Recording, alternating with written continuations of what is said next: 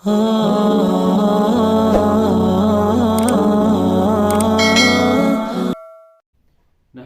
ونصلي على رسوله الكريم والصلاة والسلام على رسوله الكريم بسم اللہ الرحمن الرحیم۔ شعبان المعظم کا بابرکت مہینہ جاری اور ساری ہے۔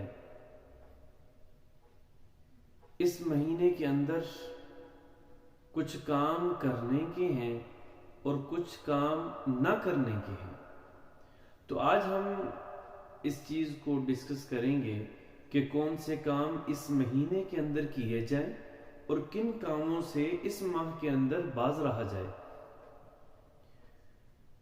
تو شعبان المعظم کے بابرکت مہینے کے اندر سب سے پہلے، اب تو اس ماہ کا آغاز ہو چکا ہے، تو سب سے پہلے شعبان المعظم کے چاند کو دیکھنے کا اہتمام کیا جائے۔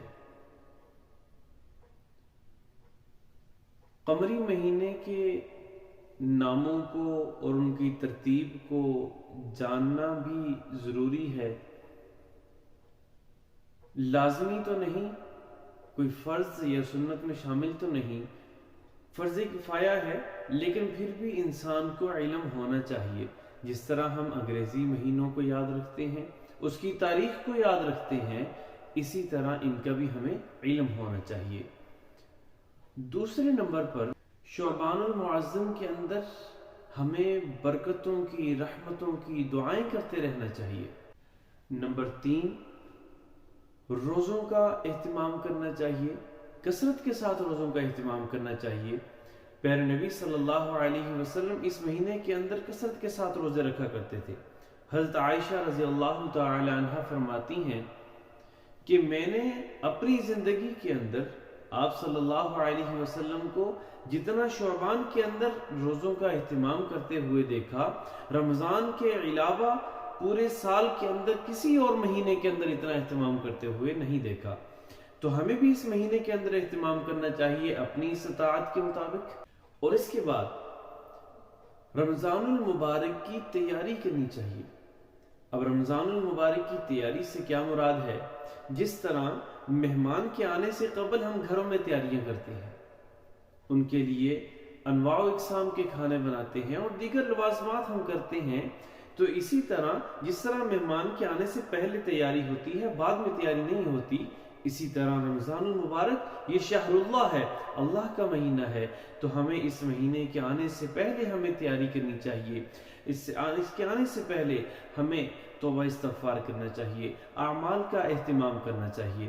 پھر شعبان المعظم کے مہینے کے اندر اعمال اللہ رب العزت کے حضور پیش کیے جاتے ہیں۔ فرمایا کہ مجھے یہ پسند ہے کہ میں روزے کی حالت میں ہوں جس وقت میرے اعمال اللہ رب العزت کے حضور میں پیش کیے جائیں، تو ہمیں بھی اس چیز کا اہتمام کرنا چاہیے کہ روزے کثرت کے ساتھ رکھیں، بالخصوص شعبان المعظم کی جو 15ویں تاریخ ہے۔ اب شعبان المعظم کے اندر کچھ کام دنیاوی ہیں، کچھ کام دینی ہیں، تو ہمیں ان دونوں چیزوں کے اوپر نظر رکھنی چاہیے۔ سب سے پہلے ہمیں عید کی جو شاپنگ ہے وہ رمضان المبارک کے بجائے شعبان میں کر لینی چاہیے، تاکہ رمضان المبارک کی جو بابرکت گھڑیاں ہیں، جو بابرکت لمحات ہیں، ان لمحات کو ہم سیو کریں اور پھر ہم ان کو یوٹیلائز کریں، اور جو وقت ہمارا وہاں پر ضائع ہوگا اس کو ہم شعبان کے اندر اپنی تیاری عید کی مکمل کر لیں، تاکہ ہم اس وقت کو قیمتی بنا سکیں۔ تو ہمیں سب سے پہلے تو یہ کام کر لینا چاہیے۔ اس کا ایک دنیاوی فائدہ یہ بھی ہوگا کہ اس وقت سیزن ہوگا تو سیزن میں ریٹس بھی بڑھ جاتے ہیں، تو ہمیں اس سے پہلے شعبان کے اندر یہ کام نپٹا لینا چاہیے۔ اور پھر رمضان کا جو راشن ہے وہ بھی اکٹھا لا کر شعبان کے مہینے کے اندر رکھ لینا چاہیے، تاکہ ہمیں بار بار ان چیزوں کی ٹینشن بھی نہ ہو اور ہمیں بار بار آنا جانا بھی نہ پڑے، اور ہم اپنے وقت کو زیادہ سے زیادہ اللہ کے لیے وقف کر سکیں، تلاوت کا اہتمام کر سکیں، نماز کا اہتمام کر سکیں باجماعت، اور اس کے ساتھ ساتھ ہم دیگر اعمال کا بھی اہتمام کر سکیں۔ پھر وہ کام جو ہم چھوڑ سکتے ہیں، جو ضرورت کے نہیں ہیں، ہم ان کو اپنی ڈیلی روٹین میں سے نکال سکتے ہیں، ان کو بھی نکال لینا چاہیے، کم از کم سال کے اندر ایک مہینہ جو رمضان المبارک کا ہے، اور شعبان کو بھی اگر ہم نکال سکیں، اس مہینے کے اندر بھی اگر ہم ان ٹائمنگز کو نکال کر سیو کر سکیں تو ہمیں اس کے اندر بھی نکال لینا چاہیے۔ اب اس کے علاوہ ہمیں کچھ نیتیں ہیں جو کرنی ہیں۔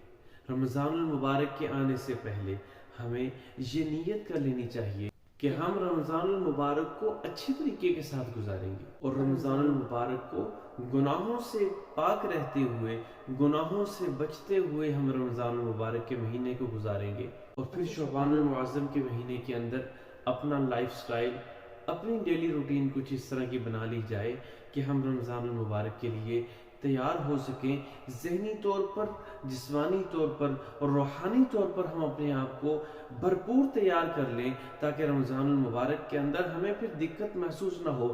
اگر ایک بندہ ویسے تلاوت نہیں کرتا لیکن رمضان المبارک کے اندر شروع ہونے سے قبل ہم یہ سوچ لیتے ہیں کہ بھائی رمضان المبارک شروع ہوگا تو میں روزانہ 10 سپارے پڑھ لیا کروں گا، تو رمضان المبارک جب شروع ہوتا ہے ہم شروع میں کوشش کرتے ہیں کہ ہم 10 سپارے پڑھ لیں گے، ہم پڑھ نہیں پاتے، بمشکل ایک پڑھ پاتے ہیں، لیکن وہ روٹین بھی کم ہوتی وہ پھر ہم نہیں پڑھ سکتے۔